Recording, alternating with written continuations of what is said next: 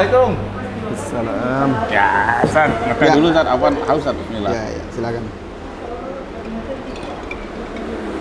Seger. San, Nah, Ana mau nanya San, hmm. masalah keburukan, kejelekan. Dimana kita kan pengennya keburukan itu kita redam gitu kan, biar orang lain nggak tahu. Tapi zaman medsos sekarang ini kok kayaknya ada keburukan, kejelekan justru diviralin sama orang-orang kita dengan tujuan apa? Dengan tujuan agar orang lain nggak mengikuti keburukan itu. Tapi justru yang terjadi kebalikannya, semakin viral, semakin orang tahu gitu Ustaz. Nah itu dari sisi agama Islam melihat seperti ini gimana Ustaz? Iya.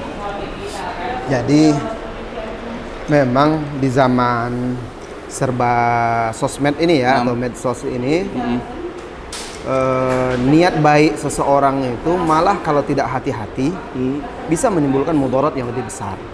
Contoh, seseorang itu ingin mengingatkan kaum muslimin dari sebuah keburukan.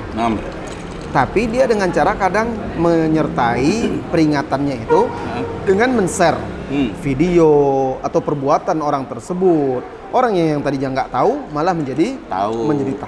Bahkan ada juga sebagian kata dengan alasan ingin mengingatkan suatu masalah, dia sebarkan dengan gambar dan videonya yang malah kadang itu gambar dan video itu bertentangan dengan agama. Kadang perempuan mengumbar aurat, kadang video yang ada musik, ikhtilat dan segala macam yang sebenarnya tidak perlu disertakan itu, ya.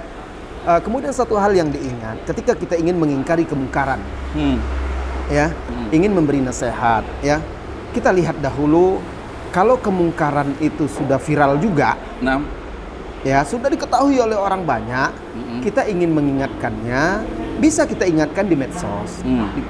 Tetapi kan tidak harus dengan menyertakan videonya, dengan menggambarnya. Kita bisa fokus untuk membantah kesalahannya, ya kan? Dan mengingatkan kaum muslimin. Nah, jangan sampai nanti tanpa sengaja kita juga akhirnya menyebarkan keburukan. Allah Subhanahu wa taala berfirman di dalam Al-Qur'an di surah An-Nur, Innal ladzina yuhibbuna an tashi'al fahishatu fil ladzina amanu. Jadi orang-orang yang ingin tersebarnya atau orang-orang yang suka tersebarnya keburukan di tengah kaum muslimin, Allah ancam dia. Allah ancam dia dengan azab di surah An-Nur itu ya. Allah siapkan untuk dia hukuman di yaumil qiyamah. Maka berdasarkan ini para ulama kita melarang kita menyebarkan yang berbau maksiat, berbau keburukan. Kadang walaupun orang niatnya bukan untuk itu, tetapi akibatnya dia tidak pikirkan. Itu saat ya. Kemudian yang berikutnya, kalau untuk mengingkari kemungkaran, kan ada orang-orang yang berkompeten, berwenang dalam hal itu, atau memiliki kapasitas. Misalnya seorang ustadz, seorang dai yang berilmu, dia yang layak. Kenapa kita harus sibuk menyebarkan?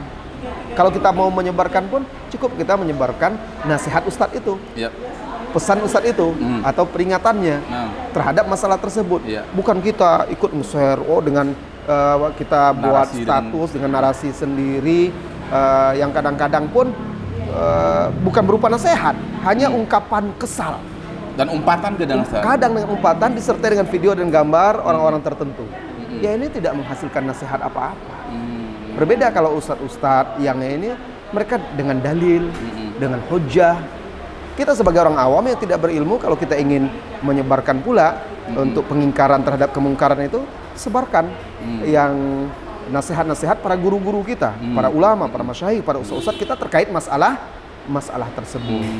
Nah, ini yang kita perhatikan ya, di dunia sosmed yang tanpa batas ini, akhirnya menimbulkan mudarat yang lebih besar. Kadang ini pelakunya ini terkadang sengaja melakukan keburukan agar namanya naik. Istilahnya sekarang pansos sosial, sengaja bikin keburukan agar namanya melejit naik. Ya, itu seperti yang firman Allah Subhanahu wa taala di surah An-Nur tadi. Ya, artinya orang-orang yang ingin tersebarnya fahisyah, keburukan, kekejian di tengah orang-orang yang beriman itu dilaknat oleh Allah Subhanahu wa taala. Nah, termasuk di situ yang sengaja melakukan keburukan atau hal-hal buruk atau ingin sesuatu yang buruk viral, lalu dia buat konten-konten dan segala macam. Ya, ini termasuk ya. dalam ancaman Allah Subhanahu wa taala di ayat itu. Nah, bagi kita yang jelas di dalam surah Al-Isra Allah Subhanahu wa taala berfirman, "Wala taqfu ma laysa laka bihi 'ilm. Innas sam'a wal basara wal fu'adaka kullu ulaika kana anhu mas'ula." Jangan kalian ikut berbicara, jangan kalian ikut berbuat, jangan kalian melakukan apa yang kalian tidak miliki ilmu dalam hal itu. Oh, saya paham kok itu haram. Bukan itu saja yang dibutuhkan.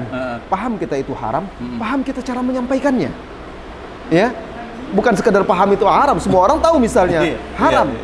Cuma dia bisa nggak cara menyampaikannya dengan benar, dengan hujah yang membuat orang paham pula? Kan nggak bisa. Nah, wala taqfu ma laysa laka bihi ilm. Innas sam'a, sesungguhnya pendengaran, wal basar, wal fuad, kullu ulaika kana anhu mas'ula. Semua itu di akhirat akan ditanya oleh Allah Subhanahu wa taala. Kalau kita lihat sebenarnya ini pelajaran bagi kita semua dan nasihat bagi teman-teman kita ya. Malah kita ini lebih sibuk pula dari guru-guru kita lagi. Iya, benar, sahih banget. Kita lihat guru-guru kita yang berilmu, yang sudah diakui keilmuannya, coba lihat akun-akun mereka. Kan tidak sesibuk kita. Iya. Semua di-share apa segala macam ya. Ini seolah kita ini seolah menjadi yang terdepan dalam memberita, Ustaz. Iya. Gitu kan. Jadi kita harus tahu, ustadz kita itu juga tahu, guru kita itu juga tahu permasalahan itu. Cuma dia ketika itu sebelum dia memposting, dia kan berpikir apa maslahatnya. Kalau seandainya saya tulis ini, apa mafsadahnya? Mana yang lebih besar manfaat dan mafsadahnya? Terus juga dia berpikir bagaimana caranya? Oh, ini nggak perlu sebenarnya ditanggapi. Karena kalau ditanggapi malah semakin besar. Didiamkan dia akan diam saja dia. Redup. Akhirnya orang nggak kenal. Barangkali ustaz kita seperti itu. Maka kita tidak melihat mereka seperti kita yang sebentar share sana share sini segala macam. Jadi viral saja. Nah, di sini kita nampak bedanya orang berilmu dengan tidak itu ya. Insyaallah. Syukran Ustaz, jazakallahu khairan. Afwan ya.